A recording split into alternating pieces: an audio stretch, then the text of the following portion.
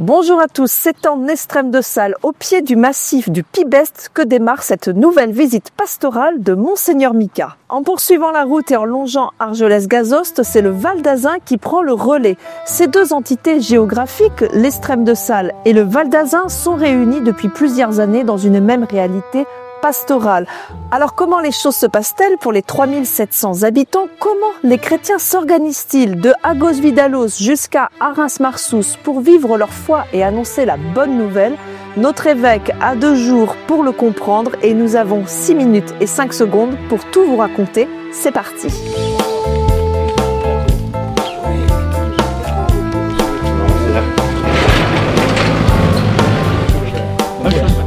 Ça fait, hein, présentation à distance. Allez-y, et donc on leur donnait effectivement. La visite, bon. Ça va? Merci pour la conduite.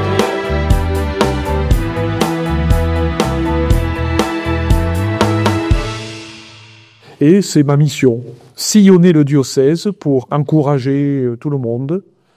Ceux qui courent vite pour leur dire « Attendez, il y en a qui suivent pas ». Ceux qui courent pas assez vite ou qui courent pas du tout ou qui partent en marche arrière pour dire « Mais attendez, allez, venez, va, avancez un peu quand même ».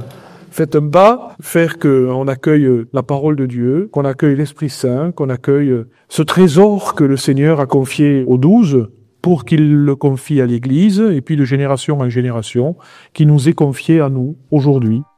Je m'appelle Delphine. Depuis 2 ans, je m'occupe des petits pour leur faire le catéchisme. Vous savez qui c'est les apôtres? Vous avez entendu parler? Pierre, Jacques, Jean, André, Matthieu, Thomas, Philippe. Ça vous dit quelque chose? Combien ils étaient?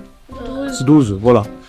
Notre Père, qui es aux cieux, que ton nom soit sanctifié, que ton règne vienne.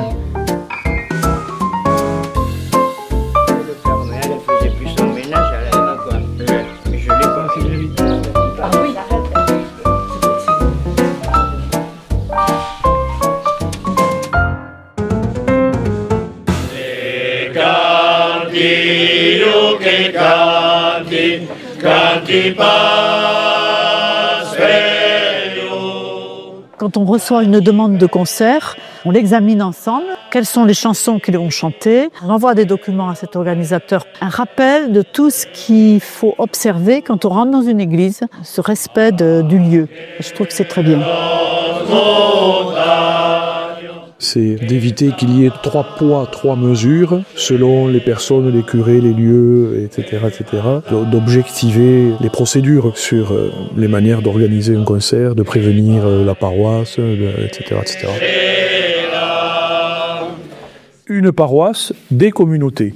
Mais l'autre terme, ces communautés, il faut qu'elles soient en communion. Le centre de la paroisse sera au service de cette communion. Pour nous, c'est ça l'enjeu. Plus ça communique, mieux c'est. Et de ne pas faire tout reposer sur les épaules des prêtres. La vitalité de l'Église, elle ne dépend pas de la vitalité des prêtres, elle dépend de la vitalité des chrétiens, prêtres compris, mais pas seulement. Y compris dans la manière d'animer l'Église. Vous pouvez marcher. Allez, bonne continuation.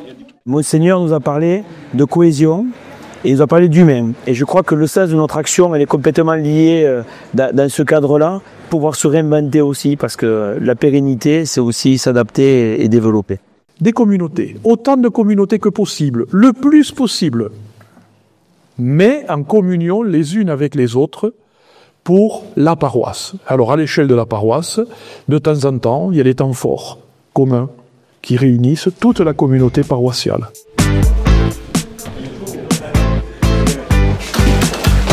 Aujourd'hui, on est 90 personnes, un tiers en chantier, un tiers au bureau d'études et un tiers en atelier. Si le bois il est protégé, il peut durer ad vitam aeternam. Le béton est aussi obligé aujourd'hui de se mettre dans le bois. Il faut vivre avec son temps et dans l'air du temps, on ne peut plus passer outre l'écologie. on apprécie énormément que vous considériez nos établissements et nos publics. On accueille majoritairement des personnes en situation de polyhandicap. Merci pour votre accueil.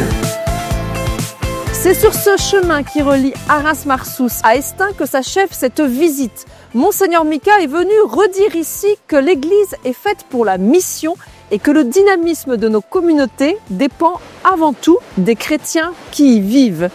J'ouvre l'église tous les jours le matin 8h jusqu'au soir 19h. Et l'été, elle reste ouverte jusqu'à 21h, 21h30. Il y a un petit promontoire que vous voyez, c'est une vierge là. D'accord. Vierge du Mont de Salles. Et il y a un chemin, etc. Il y a un chemin et on a l'idée, alors bon, c'est à peaufiner encore de cette année d'y faire un pèlerinage à pied. Vous êtes invités vous aussi à venir découvrir cette vallée, notamment à l'occasion du pèlerinage diocésain qui aura lieu ici même à Arins-Marsous au sanctuaire Notre-Dame de Poix-Lahain le dimanche 27 juillet prochain.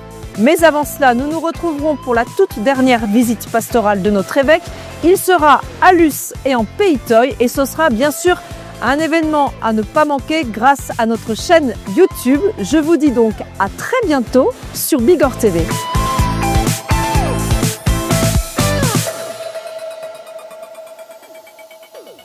Merci, merci. Vraiment, c'est du fond du cœur. Hein, vous savez, on dit merci. Bon, mais vraiment du fond du cœur.